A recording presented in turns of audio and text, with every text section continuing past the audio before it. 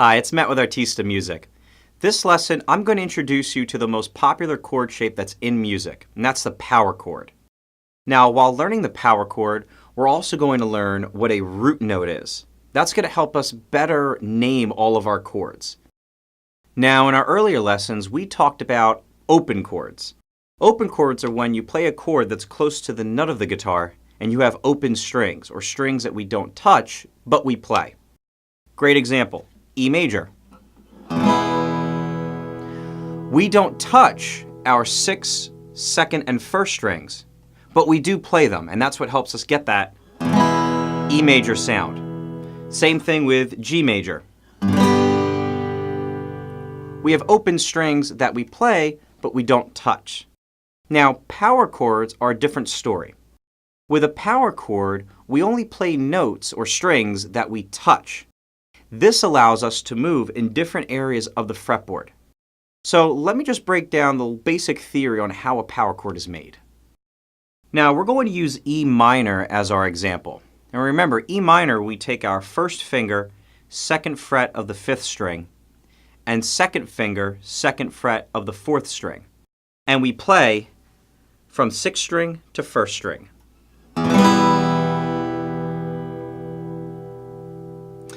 Now, we've already practiced this numerous times throughout our other lessons, but now we're going to play this a little bit different. I want you to only play from your 6th string to your 4th string. So you're only playing those first 3 strings. This part's going to take a little bit of practice, so let me just show you what it looks like when we strum. Notice how I'm doing small movements with my hand and my pick.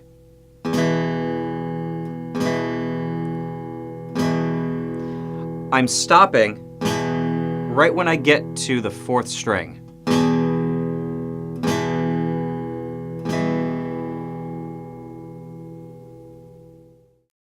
Now, I know it's a little bit early to tell you to pause the video and practice that.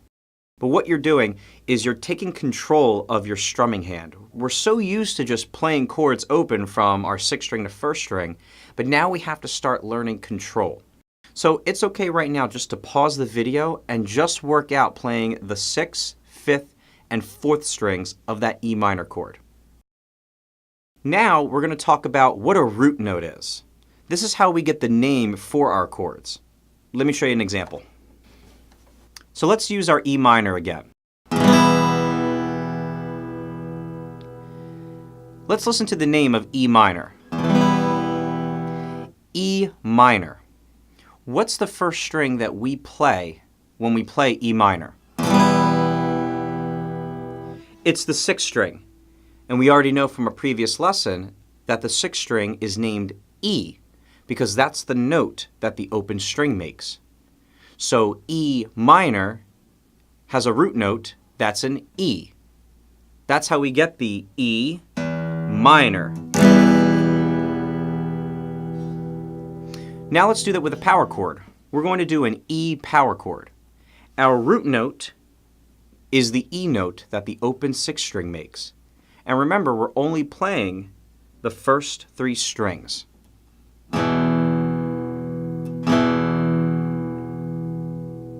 Here's another example on how we use root notes to name our chords. I'm going to do the major chords real quick. Let me show you E major. Right? Our 1st string that we play is the 6th string, which is an open E. So we have E major. Now remember A major, remember we don't start on the 6th string, we start on the 5th string. Let me make A major. The first note that we're playing is the open 5th string, which is an A.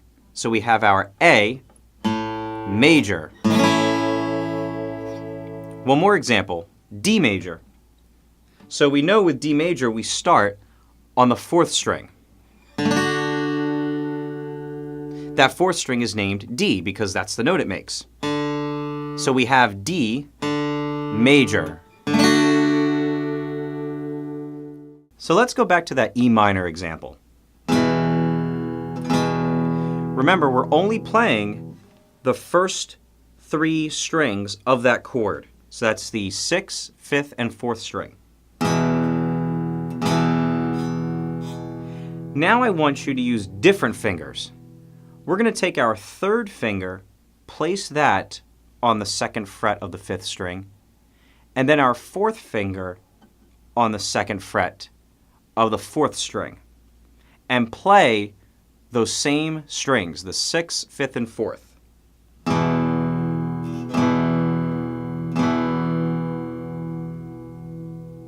Now, let's slide this shape up 1 fret. Let's move it up to the 3rd fret. If I play the open 6th string and then the next 2, it doesn't sound right. I need to change my root note. Let's go back to that E minor. My root note is behind the nut because it's the open E string.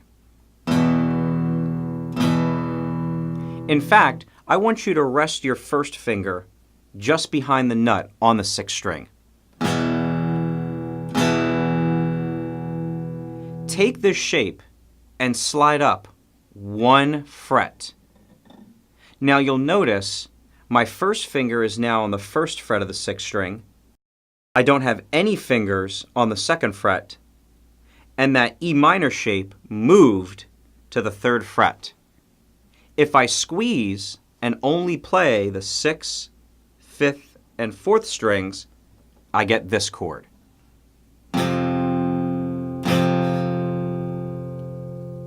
Let's review the difference.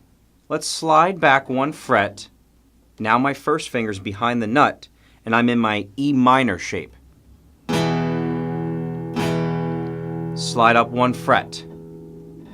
And now I have a new power chord. Let's do a little review with our chromatic scale. Back in my E minor shape, that open 6th string is an E. If I take this shape and slide up 1 fret, that root note has changed. I went from an E to an F. So if this was an E power chord, when I slid up 1 fret, I'm now playing an F power chord. Now, if the whole term chromatic scale seems new or it's a little bit rusty, definitely go back and review our 3 videos where we detail the chromatic scale extensively. Now, that's going to help you better understand the whole concept of root notes and also movable shapes with our guitar chords. Now, let's keep this track going. Let's keep that shape that we made and move up the fretboard and see what kind of sounds we can make.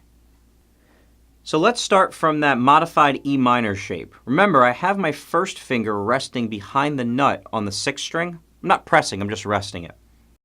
And then I have my 3rd and 4th fingers in that E minor shape. Now remember, we're also only playing the first 3 strings. That's the 6th, the 5th, and the 4th. So let's go ahead and play it. When I slide this shape up 1 fret, my root note has now changed. This is an F note, so that means I'm playing an F power chord. Let's slide this shape up 1 more fret. My root note's now changed from an F to an F sharp, so I'm playing an F sharp power chord. Let's take it 1 more fret. My root note has now changed to a G, so this is a G power chord.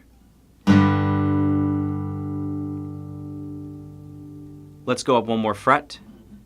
Now I'm at a G sharp power chord. Let's go up 1 more fret. Can you guess what note this is? If you said A, you're correct.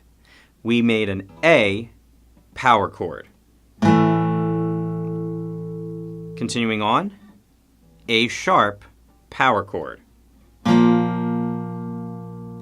Now we're at B power chord. Slide up one more fret. C, because there's no B sharp, C power chord. Let's slide up again. Now we're at C sharp power chord. One more fret. D power chord. Slide up another fret. D sharp power chord.